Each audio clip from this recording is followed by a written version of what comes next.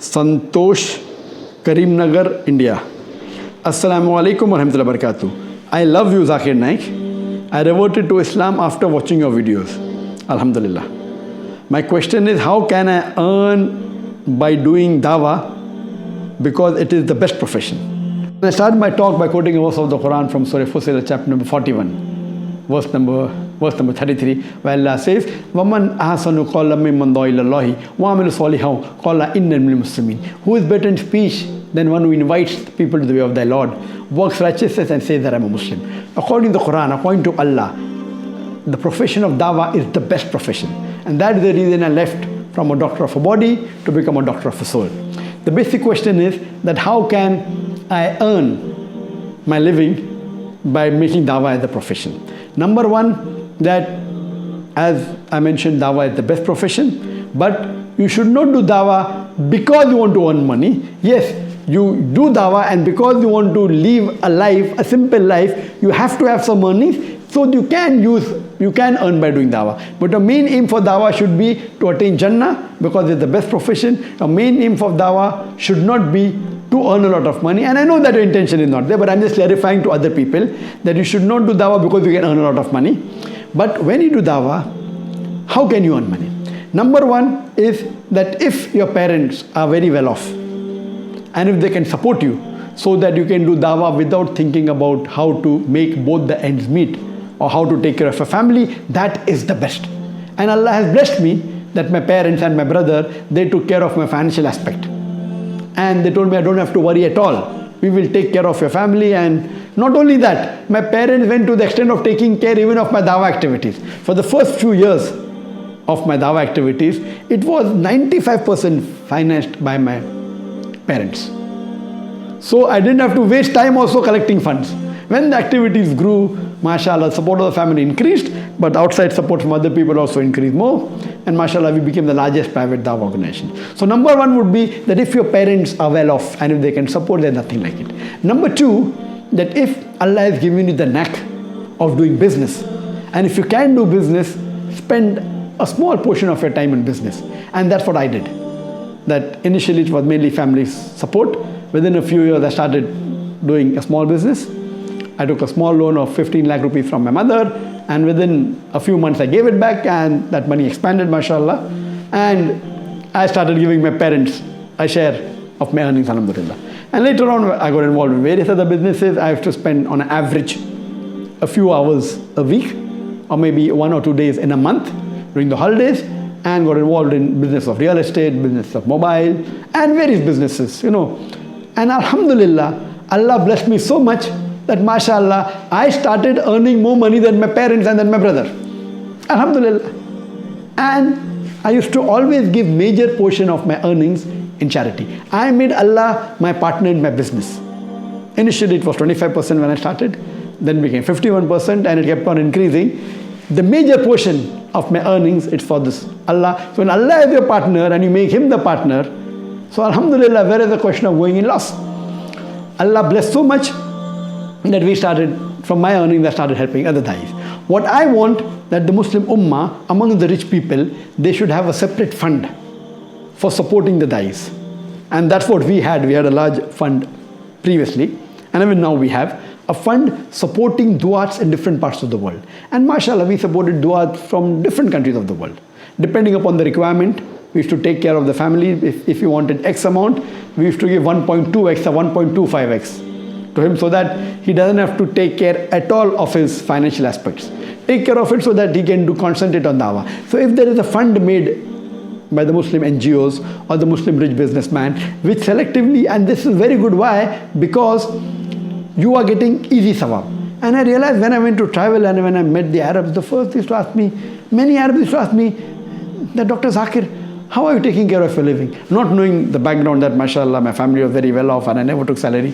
He said, who is taking care of your family? Can we take care of your expenses? And alhamdulillah, so far till this day, Allah has been very kind. I did not have to take help from any of these rich businessmen. Many people offered me $25,000 a month. Some people offered me more. All put together would be hundreds of thousands of dollars I would get per month. But alhamdulillah, Allah has blessed me. When He's making me earn much bigger amount than what they're offering me, why should I take anyone's help?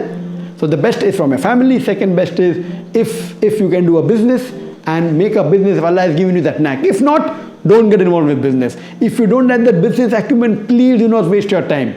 You will come into bigger problems if you are not well with business. That reminds me of the Sahaba of Abdurrahman bin Auf, may Allah be pleased with him. People used to tell that whatever he used to touch used to be gold. He was an expert in business. When he did hijrah to Medina, when many of the Muslim Ansar wanted to help them, he said, no, show me where is the market. And he used to go to the market and come back with a lot of wealth. So Allah had given him that ability. So what you have to realize, next would be having your own business. Number 3 is NGO, or they can be Muslims who can have a separate waqf or a fund for the da'i. As a last resort, you can do some halal. You can join a dawah organization. That's the reason we in our dawah organization, we had in IRF and the associate sister concerned, we had more than 500 full-time paid employees. Volunteers in 10,000s. It was the largest private Muslim dawah organization in the world, which the present BJP government could not digest, and that's the reason they laid allegation. Alhamdulillah. And we saw to it that we paid about 20 to 25% or much more than the market value. If his market value was X amount, we used to pay 1.25x or 1.5x, sometimes even double X. We used to train the people, those who were not well qualified, we used to train them. For training, we used to give them money and take a contract that after we train you, you have to work with us for X number of years. And mashallah, this way if you can join a Muslim dawah organization, that would be the best, who can take care of a financial aspect. If not, the last resort would be you do a halal job. A halal job which may not be an Islamic organization. It can be working in any company, a normal company which is not allowed with haram activity, and that job should be such that it should not be overburdening you. Only the few hours that you spend in the office, maybe 8 hours or 9 hours, that's it. And you can do a job in which the company has got 2 weekly holidays. So if you do such a job, then more than 50% of your time you can yet do dawah. You can do dawah on the 2 days on the weekends. You can do dawah when you come back from office at home. This is option. And you should pray to Allah subhanahu wa ta'ala. A da'i normally should see to it that he makes his requirements very less. If you make your requirement less, no one can force you to tell something which you don't want. If your requirement you want minimum $10,000 a month or $5,000 a month to survive, it's not required. Alhamdulillah, Allah had given me way as to earn millions of dollars a year. But I saw to it that my family requirement was bare minimal. In Bombay, the immediate requirement, family has to give my wife only 40,000 rupees a month to take care. It was sufficient. Here in Malaysia, I'm spending 2,000 ringgit a month on me and my wife only. That's equal to less than $500. Though Allah has given, mashallah, a lot. So that make your requirements less, so that you do not get involved in trying to waste time in making money. If Allah gives you, give majority in charity. Allah will give you more barakah, and so da'i's life should be simple. With the amount I was earning, I could own a Rolls Royce, alhamdulillah. But I preferred having a small Toyota because that is sufficient. It is enough. My part money used to go in dawah activities, because when I travel, I pay for my own money. I stay outside in the hotel. That was at the expense for dawah expense. But for the personal expense, see to it that you make it bare minimal. So your life is simple. Many people, when they came to my house in Bombay, they were shocked. You're living in such a small apartment. I said, I'm in such a big apartment. It is 800 square feet, big apartment in Bombay. 800 square feet is a big apartment. The carpet area, built up area is 1,200. Here also people come to Malaysia, some people are shocked. You're living in such a small apartment. I said, I'm living in such a big apartment. Here also, mashallah, it is somewhere close to 1,000 square feet, alhamdulillah. So if you make your requirement less, and your earning is separate, requirement less, then no one can blackmail you. So even if you do a simple job, it will be sufficient, and you can do dawah better. If Allah gives you more wealth, see to it you give in charity, so that there's barakah. And this is a key point. And the first person who inspired me about this, it was when I went to Pakistan and when I met Dr. Israr Ahmed.